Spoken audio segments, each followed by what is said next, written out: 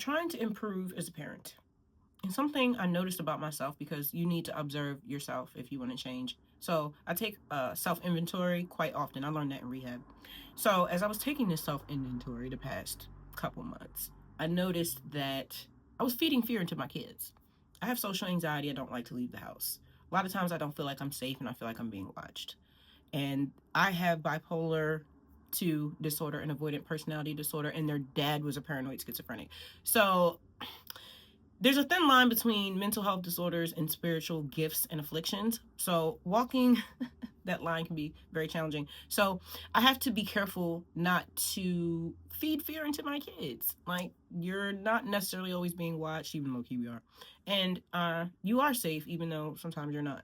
So making sure that I'm honest with my children and showing them what life is and what it could be and what it's not. Also showing them that they have the power to protect themselves and they have a strong connection with nature and God and spirit. And you just got to do the best you can going through life. You cannot be fearful, just be aware. And it's challenging because sometimes I do feel fearful, but I've just learned ways to cope with it, and I teach that to my kids. So, yeah, it's challenging finding a balance when you're a parent as a person on this earth going through what we go through. But you got to take accountability if you don't want to raise tyrants.